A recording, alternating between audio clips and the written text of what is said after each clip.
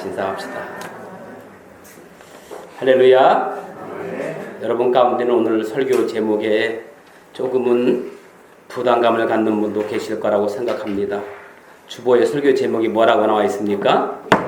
여러분 주보에는 예배를 택하라 기록되어 있지만 제 설교 원고에는 예배의 생명을 걸자 이렇게 기록이 되어 있습니다.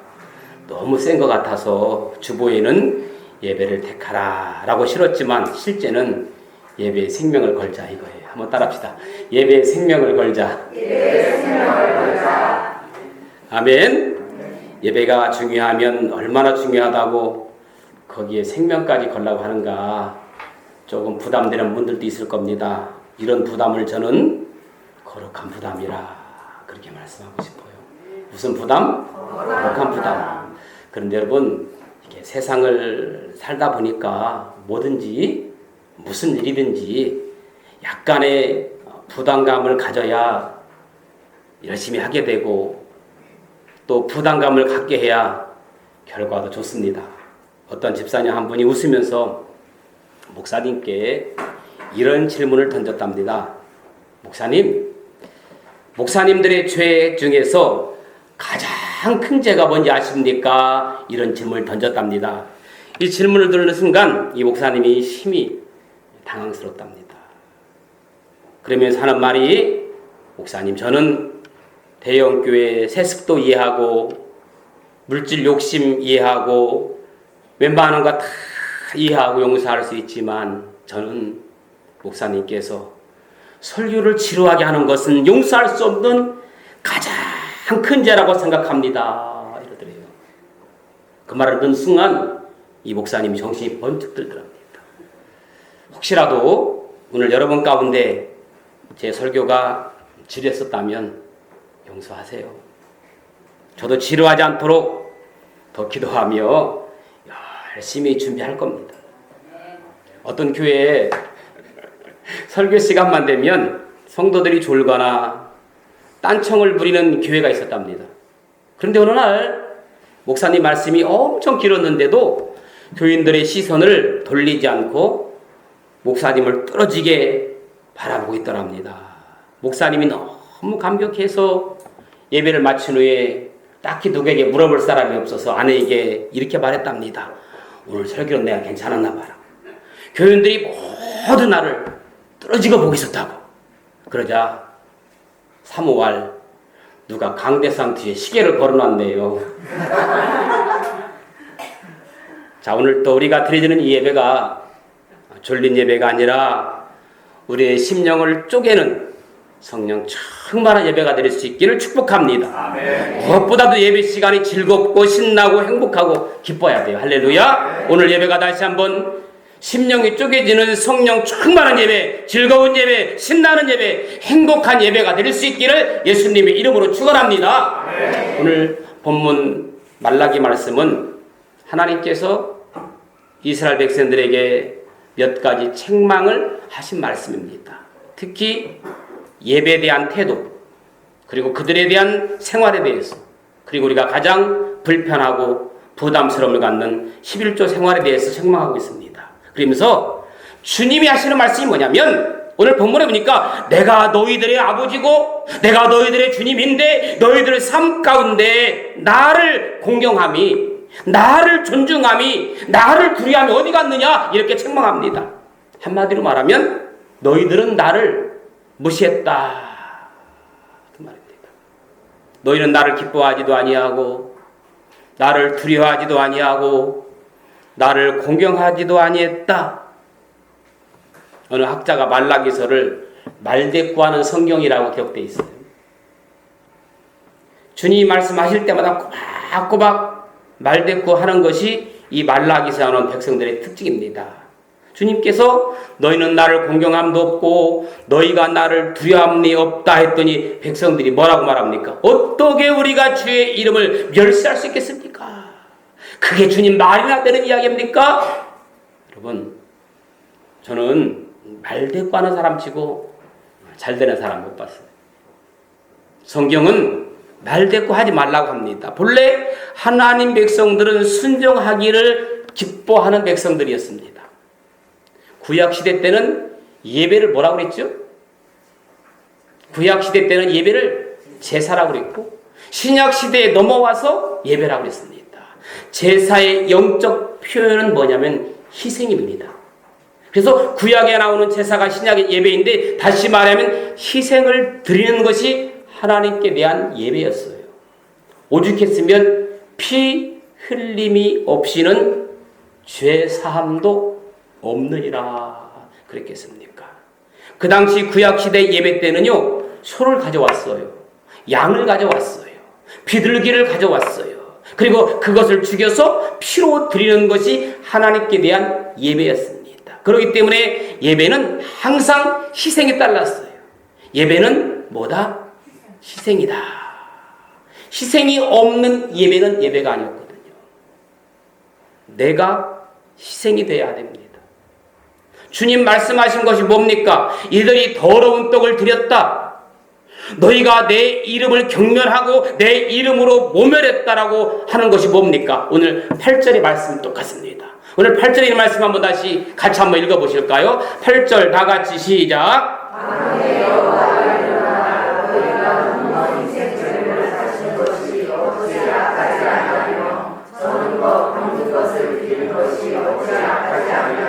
네, 다시 말하면 이들은 하나님 앞에 예배할 때에 동물을 가지고 왔어요.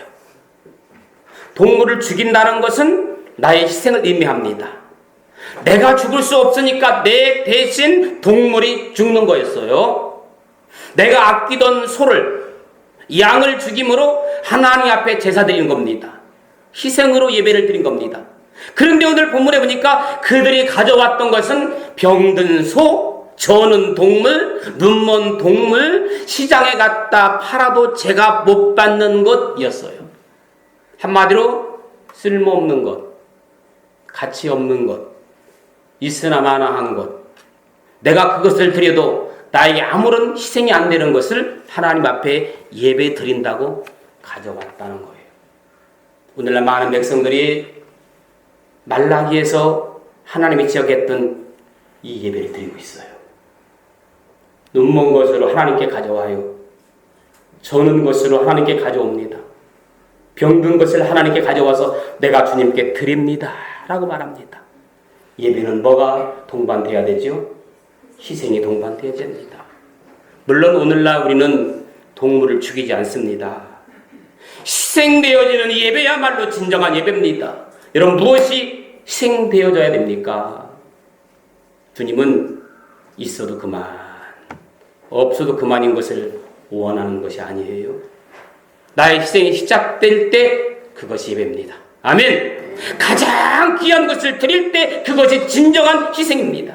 가장 중요한 것은 예배를 통해서, 오늘 이 예배를 통해서 살아계신 예수 그리스도를 만나고 그 예수 그리스도를 만남으로 말미암아 달라지는 삶의 역사가 임대한다는 사실이 할렐루야. 오늘 이 예배가 살아있는 예배, 예수 그리스도를 만나고 예수 그리스도를 만남으로 말미암아 여러분의 삶의 역사가 달라지는 그런 예배가 되기를 주님의 이름으로 간절히 축원합니다. 아멘. 몸만 그냥 있으면 아무런 의미가 없다는 얘기죠. 제가 초창기 목회할 때 강단에서 선포했던 말이 기억납니다. 교회에서 저보다 더 기도하고 저보다 더 교회를 사랑할 자신이 없는 사람이면 교회 일에 대해서 이러쿵저러쿵 말하지 말고 저를 따라오십시오 했던 말이 기억이 납니다. 그렇습니다. 참된 교회는 예배하는 자들에 의해서 움직여져야 맞습니다. 우리 교회도 마찬가지입니다. 나보다 열심히 하고 나보다 열심히 말씀 듣고 그 말에 따라가는 거 맞아요. 신약의 사도행전 역사는 어땠습니까? 마가의 다락방에서 뜨겁게 예배하며 뜨겁게 기도할 때 사도행전의 교회가 시작되었습니다. 사도 바울의 역사는 어땠습니까? 사도 바울이 감옥에서 끊임없이 예배하며 찬양할 때 거기서 기적의 역사가 일어나기 시작했습니다. 오늘 여러분이 심각하게 물어야 하는 것은 오늘 드리는 예배가 영적인 예배인가? 오늘 내가 드리는 예배가 희생적인 예배인가? 세상에 그 무엇과도 바꿀 수 없는 정말 귀한 예배인가? 오늘 이 예배가 세상에 그 무엇과도 바꿀 수 없는 진정한 예배라고 생각되어 주신 분들만 아멘 한번 합시다. 아멘. 지난주 수요일 서수영 집사님이 찬양 인도하면서 이런 이야기를 했습니다. 저는 같이 나누고 싶어서 오늘 말씀드립니다. 저는 금덩어리를 준다고 해도 주일 예배와 바꾸지 않습니다. 그런 고백을 했어요. 제가 그 말에 얼마나 힘이 나는지 가슴이 뭉클했어요. 저는 요즘 고민이 많습니다. 주일을 거룩히 지키지 못하는 성도를 보면서, 또 믿음이 자라지 못하는 성도를 보면서, 야, 내가 목회를 참 잘못하고 있구나. 내 메시지가 살아있는 말씀이 아니구나. 성도들의 영혼을 움직이는 말씀이 아니구나. 죽어있는 메시지만 하고 생각을 했는데, 그래도 우리 교회도 아직은 희망이 있구나. 그런 생각을 해봤습니다. 여기 금덩어리하고 주일하고 바꾸자고 하면 바꿀 사람 엄청 많습니다. 옆 사람 볼 것도 없어요. 바로 당신입니다. 웃고 있는 바로 당신들이에요. 금덩어리가 뭡니까? 범위를 좁혀서 10만 원만 줘도 나갈 사람 많아요. 이거 손들어보라고 할 문제가 아니에요. 얼마 전에 믿음 생활하지 않는 어떤 사람이 저에게 이런 질문을 해요. 목사님은 목회하면서 언제 제일 신이 납니까? 이런 질문을 했어요. 여러분, 직장 생활하는 사람이 제일 신날 때가 언제일까요? 장사하는 사람이 제일 신날 때가 언제일까요? 물론 장사하는 사람이 제일 신날 때는 손님이 많을 때 같대. 목사님은 목회하면서 언제 제일 신이 납니까? 이렇게 물었어요. 제가 망설임 없이 이렇게 대답했습니다. 선생님처럼 예수를 모르는 사람이 예수를 알고 또 예배와 설교를 통해서 삶이 변화되는 삶을 볼 때 신납니다. 할렐루야. 그랬더니 이분이 그럼 목사님 교회에 가면 목사님은 제일 신나겠네요? 그랬어요. 근데 아직까지 오진 않았어요. 여러분, 이 운동을 가르치는 운동 코치들이 하는 말이 똑같아요. 처음 운동을 배우러 왔어요. 운동 코치들이 뭐라고 하는지 아십니까? 뭐부터 가르쳐요? 자세부터 가르치더라고요.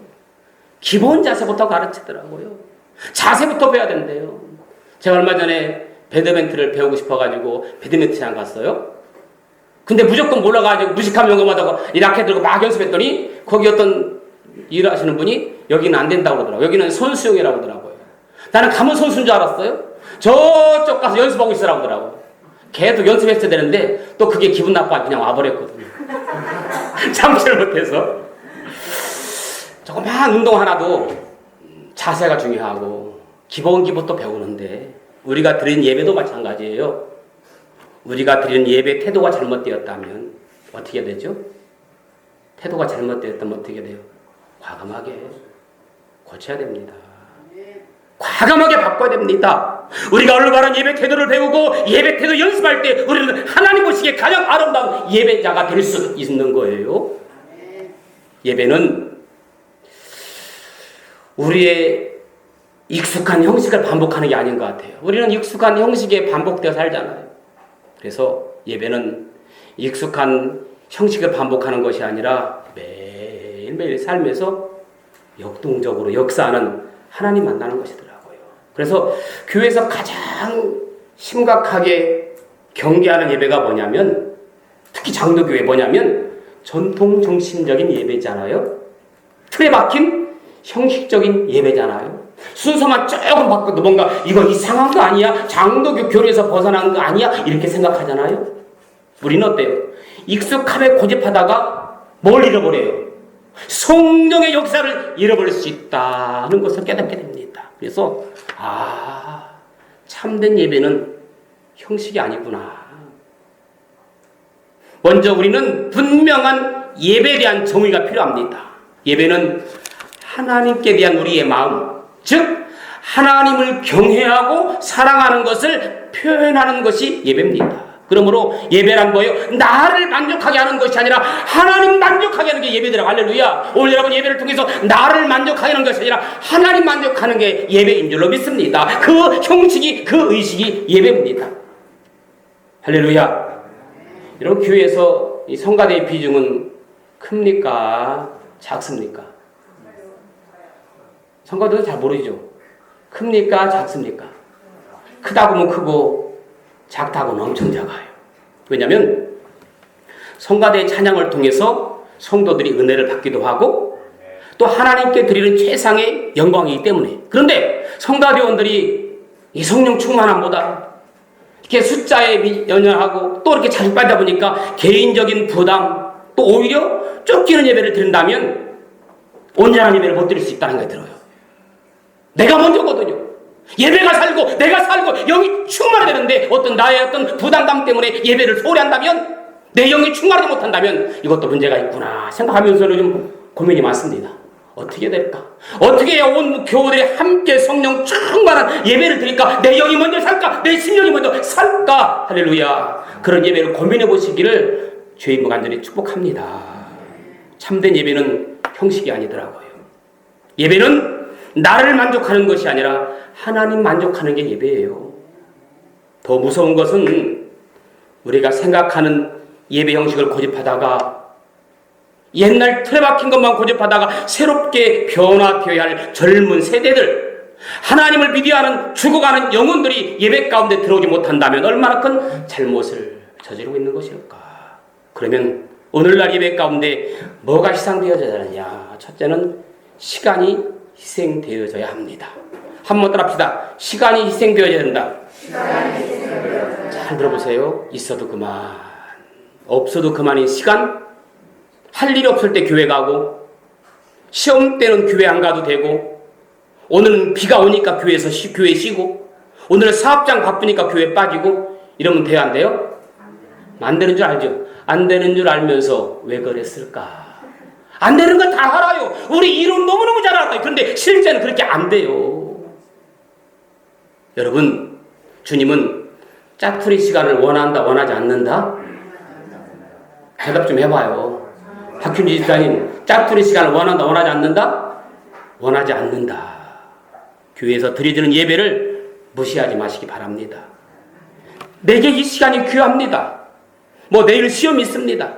그러나 주님 앞에 나가서 예배 드리는 이 시간보다 더 중요한 것이 없기 때문에 아깝지만 하나님께 드릴 수 있을 때 이것이 참된 예배라는 거예요. 할렐루야. 네. 아멘. 하나님께서 찾으시는 사람, 하나님이 찾으시는 예배는 어떤 예배? 신령과 모르는 사람 없잖아요. 신령과 진정으로 예배하는 자리. 그래서 예배는 항상 나의 희생이 드릴 때입니다. 그래서 목숨 걸고 와야 되는 것이 예배예요. 여러분, 예배에 빠지는 것을 가장 기뻐하는 게 뭘까? 누굴까요? 그렇게 알면서 빠지면 안 되잖아요. 예배를 빠지는 걸 가장 기뻐하는 건 낙이에요. 예배는 형식이 아니라 우리의 희생입니다. 눈먼 것, 저는 것, 시간 남은 때만 와서 예배 드린다면 주님이 기뻐 받으시지 않습니다. 여러분, 솔직히 부담감, 솔직히 이게 시험 들지 말고 도전이 되기 바라요. 한 달에 한 번 나와가지고 뜨겁게 간절함이, 한 달에 한 번 나와서 그 안에 뜨거움, 거룩함이 존재할까요? 우리 권사님 고개를 설레 흔드시는데. 죄송해요. 마음도 중요하죠. 그러나 정말 한 달에 한 번 나와서는 이 뜨거움이 약하죠. 아무리도 약하죠. 거룩한 게 아니라 갈수록 거북해지는 거잖아요. 매주 거룩하고 거룩해야 되는데 자꾸 주의를 빠질수록 거북이 되잖아요. 주일날은 예배에 우선을 두시기 바랍니다. 아멘. 그리고 여러분, 이거 아십니까? 믿지 않는 자들과 함께하면 믿음은 추풍 낙엽처럼 떨어져요. 정말이에요. 처음은 좋은 것 같지만 끝이 안 좋아. 끝이 안 좋아요. 믿음이 올라가기를 원한다면 어쨌든 믿는 자들과 함께 됩니다. 아멘. 여러분, 세상 사람과 끌려가면 안 돼요. 한 번, 두 번 하다 보니까 나도 세상 사람 되는 겁니다. 주일날 놀러 가자고 말합니다. 딱 한 번이라고 말합니다. 한 번이 두 번 되고 두 번이 세 번 됩니다. 술 끊었어도 딱 한 잔만 하자고 합니다. 이사 가는 것도 내 마음대로 못 해요. 무슨 날? 손 없는 날이 뭐예요? 집사님, 김명자 집사님, 손 없는 날이 뭐예요? 모르겠죠? 우리 뭔지도 몰라. 그러면서 다 손 없는 날이래요. 참, 아무 때나 가면 어때요? 그렇죠? 네. 세상 사람들과 어울리면 이런다니까. 그나마 이만큼 있던 믿음도 어떻게 세상 사람들과 어울리면 전도 안 해도 좋아요. 내가 가도 전도하겠는데 내 믿음이 약하면 전도할 생각 마요. 믿음 전도하려다가 나도 그 사람 되는 거거든요. 그러니까 있는 사람이라 잘해. 내 믿음이 어느 정도 올라갔을 때 전도해야 되죠. 나도 지금 갈팡질팡인데 누굴 전도하겠어요. 지금 두 번째, 물질의 희생이 있는 것이 예배예요. 할렐루야. 헌금 시간 예배 중요하죠. 왜? 헌금은 나를 드리는 시간이거든요. 나의 삶을 드리고 나의 시간을 드리고 나의 물질을 드리는 것이 예배입니다. 물질 있는 곳에 뭐가 있다고 그랬어요? 물질 있는 곳에 밤이 있어요. 여러분, 사랑하는 사람에겐 물질 따위는 아무것도 존재하지 아무것도 아니에요. 사랑하는 사람에겐 물질이 없어. 그냥 대신해서 내가 아파주고 싶고 심지어는 대신해서 죽어주고 싶은 게 사랑이 진정한 사랑 아닙니까? 예수님께서 우리를 사랑하시기 때문에 하나님께서 하나밖에 없는 독생자 예수 그리스도를 이 땅에 보내주신 거 아닙니까? 무엇 때문에? 사랑 때문에. 할렐루야. 아직도 물질 드릴 때 아까운 마음이나 인색한 마음으로 든다면 난 아직 믿음이 약한 사람 맞습니다. 어떤 분은요, 주일날 교회에서 헌금 드릴 때 제일 행복하다고 고백해요. 특히 어떤 헌금 드릴 때 행복하다고 말하냐면 11조 드릴 때 가장 행복하답니다. 왜? 많이 드릴 수 있어서. 할렐루야. 아니 11조 헌금할 때 제일 행복하다는 사람은 뭐고, 남편 번 돈은 힘들게 땀 흘려서 번 돈이라 아까워서 못하는 돈은 뭔지. 따라합시다. 물질에는 희생이 동반돼야 된다. 여러분, 있어도 그만 없어도 그만인 돈을 꺼내서 헌금통에 넣는 것은 마치 오늘 본문에 눈먼 것, 병든 것, 저는 것 주님께 드리는 것이랑 마찬가지예요. 저는 많이 드리고 적게 드리고 그걸 말하는 게 아니고 내 안에 진정성이 있느냐, 내 안에 희생이 있느냐, 내 안에 사랑이 있느냐, 내 안에 헌신이 있느냐, 그걸 말하는 거예요. 주머니에 아무렇게나 꺼내서 헌금통에 넣는 거 이거 안 돼요. 저는 지금 가끔도 기도할 때마다 한 번씩 죄스러운 게 있어요. 제가 언제인지는 몰라요. 구형님이 드렸던 것 같아요. 헌금 시간에 호주머니에 꺼냈는데 10,000원짜리 하나 얼른 집어넣고 1,000원짜리 꺾은 김영자에서 웃을 때 그냥 그때 했던 것 같아요. 맞지요? 맞아요. 도둑이 잡아준다. 같이 했던 기억이 나는데 제가 청년 때 했던 것 같아요. 이렇게 구형님을 드렸는데 헌금 시간이 있는지 몰랐어요. 사실은 그냥 앉았다가 헌금 시간 패를 쭉 걷더니 10,000원짜리 나왔어요. 얼른 넣고 1,000원짜리 했던 기억이 납니다. 지금도 그게 마음에 걸려요. 지금도 그게 저는 가끔씩 기도할 때 회개하고 있어요. 저는 그때를 보면서 지금 우리 청년들이 그렇지 제 청년 때 모습을 보는 것 같아서 안타까워요. 그래서 우리 교회는 주일 헌금 봉투가 있어요. 정성스럽게 넣어서 두 손으로 헌금함에 넣어두시면 헌금위원들이 하나님께 봉헌합니다. 나의 희생이 있는 예배, 내가 희생되어질 때 이것이 주님이 기뻐하시는 예배, 혹시 지금도 나는 눈먼 것, 병든 것, 저런 것으로 주님께 예배드리고 있지 않는지 한번 생각해 보시기 바랍니다.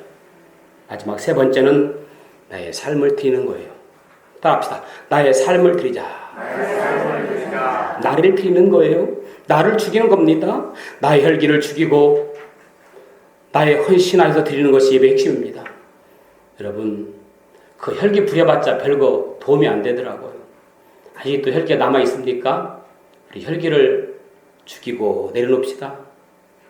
할 거 다 하고 놀 거 다 놀고 인사실에 다 하고 체면 다 세우고 세상 사람 비위 다 맞추어지고 청년들 연애할 거 다 하면서 학생들 학원 갈 거 다 가면서 언제 주님께 예배할 시간이 있겠습니까? 그리고 함께 모이는 예배를 절대 포기하면 안 돼요. 예배의 핵심 중에 하나는 목숨 걸고 드려지는 예배. 여러분, 우리가 목숨 걸지 않으면 우리의 시간도, 우리의 물질도, 우리의 인생도 주님 앞에 온전히 드릴 수 없습니다. 기억하시기 바랍니다. 부흥이 오면 뭐도 함께 와요. 고난도 함께 와요. 내가 믿음 생활 열심히 한번 해보려고 하면 꼭 사단 마귀가 열심히 하지 못하도록 끌어내려요. 그걸 이겨야 됩니다. 무슨 뜻입니까? 부흥이 일어나면 이 부흥을 쓰러뜨리려고 하는 사단의 계략이 있거든요. 부흥이 일어나면 제일 먼저 공격받는 게 뭐냐? 예배예요. 예배를 통해서 부흥이 오는데 그 예배를 사단이 공격합니다. 예배드리지 못하도록. 무슨 뜻입니까? 사도행전 2장에 보면요, 하나님의 성령이 임하니까 어린 자녀들이 뭘 해요? 예언을 해요. 젊은이들이 환상을 봐요. 늙은이들이 꿈을 꾼다고 말씀합니다. 그런데 그 이후의 말씀을 주목하셔야 돼요. 그러나 해가 변하여 어두워지고 달이 변하여 피가 되겠는데 누구든지 주의 이름을 부르는 자는 구원을 얻으리라. 이게 무슨 말씀입니까? 가만히 보았더니 성령이 임하면 부흥이 일어납니다. 예배가 살아납니다. 찬양이 살아 예배가 삽니다. 그러나 고난도 있더라. 그 고난이 공격하는 게 예배예요. 주의 이름을 부른다는 게 뭡니까? 끝까지 어떤 고난이 오더라도 어떤 유혹이 오더라도 예배 자리를 지켜라. 이거예요. 할렐루야.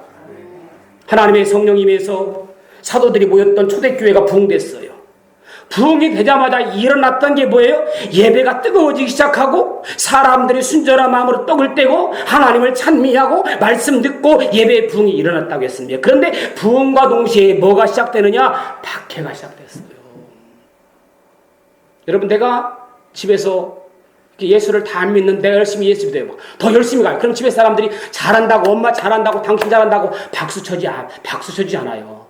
어떻게 뭐라고 말해요? 대충 믿으라고 그래요. 모이지 말라고 그래요. 박해의 목적이 뭡니까? 예배를 깨뜨리는 거예요. 예배를 깨뜨리는 거예요.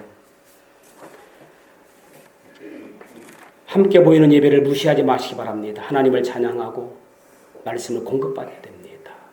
우리 믿는 백성은 예배로 시작해서 예배로 끝나는 백성. 그래서 예배드리는 인생은 절대로 망하지 않습니다. 예배는 건물이 아니에요. 예배는 어떤 형식도 아니에요. 예배는 모여서 하나님을 기뻐하는 것, 여호와 이름을 부르는 것, 그 예배 안에 말씀이 있고 그 안에 기도가 있기 때문에 우리는 예배를 소중히 여기는 백성들. 그래서 목숨 걸고 예배를 드리고 예배를 포기하지 말자. 아멘. 그리고 기왕이면 교회 올 때 단정하고 깨끗한 옷을 입고 오는 게 훨씬 더 좋을 것 같아요. 왜냐하면 복장은 마음의 표시예요. 이렇게 양복 입고 넥타이 입을 때는 행동도 조심스러운데요. 이런 제가 예복원복 입혀놔 보세요. 아무 데나 가서 실례하거든요. 이 복장도 무시할 수가 없거든요. 저를 체육복 입게 추리닝 입어보세요. 그냥 운동선수예요. 똑같아요. 여러분, 외모가 중요한 게 아니라 형식이 중요한 게 아니라 형식도 중요해요. 무엇을 입었느냐, 어떤 마음가짐을 있느냐. 그래서 예배의 순결함이 필요합니다. 예배는 하나님을 향한 마음이에요. 예배는 사람을 기쁘게 하는 것이 아니라 하나님을 기쁘게 하는 거예요. 그래서 목사님 설교와 치료회도 뭐 드럼이 없어도 기타를 안 쳐도 뭐 성가대가 없어도 하나님을 사모하고 하나님 만나고 하는 열망으로 나오는 그 마음 자체가 예배의 시작이에요. 아멘. 그럴 때 하나님 만나는 역사가 있는 줄로 믿습니다. 아멘. 말씀 정리할게요. 중요한 한 가지는 예배 드리는 인생은 절대로 망하지 않는다. 아멘. 기억하십시오. 예배는 인생을 변화시키는 능력이 있습니다. 예배를 통해 하나님 임재가 있기 때문에 인생의 역전되시 원하거든 예배 목숨 거시기 바랍니다. 아멘. 로또가 인생의 역전이 아니라 예배가 여러분들의 인생 역전이 되기를 주님 이름으로 축원합니다. 아멘. 우리 한번 이 시간 같이 한번 기도하기 원합니다. 주님, 예배에 생명 거는 예배가 되기 원합니다. 시간을 드리기 원합니다. 물질을 드리기 원합니다. 나의 삶을 드리는 예배가 되게 하옵소서. 같이 한번 기도하겠습니다. 기도합니다.